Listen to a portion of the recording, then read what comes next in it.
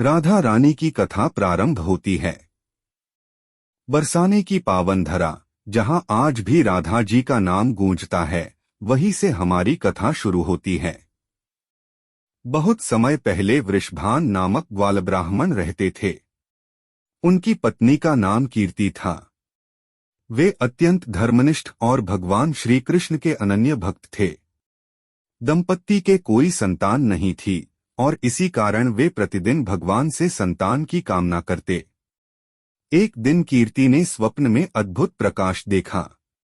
उस तेजोमय आभा से एक दिव्य स्वर प्रकट हुआ, हे देवी, तुम धन्य हो। तुम्हारे गर्भ से स्वयं लक्ष्मी स्वरूपा प्रकट होंगी, जिनका नाम होगा राधा। समय बीता और एक दिन कीर्ति माता के घर में दिव्य प्रकाश फैला। उसी क्षण राधा रानी का प्राकट्य हुआ। किंतु राधा जी ने जन्म लेते ही आंखें बंद कर लीं, जैसे किसी अद्भुत रहस्य को छुपा रही हों। वृषभान और कीर्ति आनंद में डूब गए। पूरे बरसाने में उल्लास छा गया। चारों ओर नगाड़े बजे, लोग गाते हुए घर पहुंचे और बोले, आज वृषभान जी के घर राधा का जन्म हुआ है। राधा जी की सुंदरता इतनी अनुपम थी कि लोग उन्हें देखते ही मंत्रमुग्ध हो जाते। उनके चेहरे की आभा चंद्रमा से भी उज्जवल थी। यहाँ से कथा आगे बढ़ती है, जब राधा जी के बाल्यकाल के अद्भुत प्रसंग शुरू होते हैं। राधा रानी बचपन से ही अत्यंत कोमल और दिव्य थीं। उनका हर कदम जैसे धरती पर सौंदर्य बिखेर देता। बरसाने की गलियों में जब भी राधा रानी चलतीं, लोग उनके दर्शन को उमड़ पड़ते। उनकी आंखें बड़ी और गहरी थीं, मानो उनमें पूरा ब्रह्मांड समाया है।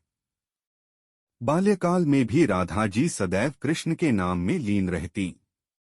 जब वे छोटी थीं, तो अपनी सहेलियों संग गाते हुए कहतीं, मेरे जीवन का एक ही आनंद है, श्याम सुंदर का स्मरण। एक दिन वृषभान जी के घर नंद बाबा आए। उनके साथ थे छोटे से बालक कृष्ण। नंद बाबा ने राधा जी को देखने का आग्रह किया। कीर्ति माता ने राधा को गोद में उठाया और लाकर कृष्ण के सामने बैठाया। जैसे ही कृष्ण की नजर राधा पर पड़ी, वे मंद मंद मुस्कराने लगे। उसी क्षण राधा ने पहली बार अपनी आंखें खोली। लोग विस्मित रह गए। राधा ने अपनी आंखें केवल कृष्ण के दर्शन हेतु खोली थीं। इसके बाद से राधा और कृष्ण का अद्भुत नाता प्रकट हुआ। गांव की ग्वालिनें कहती, देखो, ये दोनों तो एक दूसरे के लिए ही बने हैं। राधा और कृष्ण की बाल लीलाएं समस्त ब्रज में प्रसिद्ध होने लगीं। यही लीला आज भी कथा और भजन में गाई जाती है। राधा रानी और कृष्ण की बाल लीलाएं अद्भुत थीं। कभी गोपियां बांसुरी की मधुर धुन सुनकर दौड़ी चली आतीं और कभी राधा अपनी सहेलियों के संग कृष्ण से रसभरी ठिठोली करतीं। बरसाने और वृंदावन की गलियां उनके प्रेम से पवित्र हो गईं। जहां भी वे दोनों साथ चलते, वहां पुष्प वर्षा होती। राधा रानी का हृदय करुणा और ममता से भरा था। जब भी कोई दुखी होता, राधा उसका दुहक सुनकर आंसू बहाती और कृष्ण से कहती, श्याम सुंदर, इनका कष्ट दूर करो। एक प्रसंग में कृष्ण ने बाल सखाओं संग माखन चुराया। गोपियां शिकायत लेकर राधा के पास पहुंचीं। राधा ने मुस्कुराकर कहा, श्याम तो सर्वस्व के दाता हैं, वे चोरी क्या करेंगे, माखन तो उनसे ही स्वाद पाता है। गोपियां हंस पड़ी। कृष्ण राधा की ओर देख मुस्कुराए। सबको समझ आ गया कि ये प्रेम साधारण नहीं, बल्कि दिव्य और अनंत है। इस प्रकार राधा रानी का नाम ब्रज में इतना प्रसिद्ध हुआ कि हर कोई कहने लगा, श्याम तो तभी सुंदर हैं जब राधा संग हो। राधा रानी का जीवन केवल प्रेम का नहीं, बल्कि त्याग और भक्ति का भी प्रतीक था। एक दिन जब ब्रज में भयंकर आंधी तूफान आया, लोग भयभीत हो उठे। राधा रानी ने सबको आश्वासन दिया, डरो मत, जब तक श्याम हैं, कोई संकट नहीं आ सकता। वह संकट गोवर्धन पूजा के समय और प्रकट हुआ। जब इंद्रदेव क्रोधित होकर मूसलधार वर्षा बरसाने लगे, तो सभी राधा के पास आए।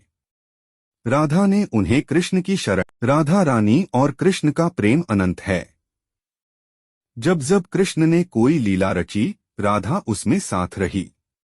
चाहे रासलीला हो या गोकुल की कोई खेल, राधा का नाम सदैव कृष्ण के साथ लिया जाता। कथा कहती है कि राधा रानी केवल प्रेम की मूर्ति ही नहीं, बल्कि भक्ति और करुणा का भी प्रतीक हैं। जब कृष्ण मथुरा चले गए, राधा रानी ने उनका स्मरण करते हुए कहा, श्याम तुम कहीं भी जाओ, मेरा हृदय सदा तुम्हारे साथ है। ब्रजवासियों ने देखा कि राधा जी का त्याग और प्रेम ही ब्रज को जीवित रखे हुए हैं। आज भी जब कोई राधे राधे कहता है, तो उसकी आत्मा में शांति और आनंद का अनुभव होता है। इस प्रकार राधा रानी की कथा हमें यह सिखाती है कि सच्चा प्रेम न तो शरीर से होता है और न ही सांसारिक बंधन से, बल्कि आत्मा और भक्ति से होता है। जय राधे रानी। यदि आपको यह कथा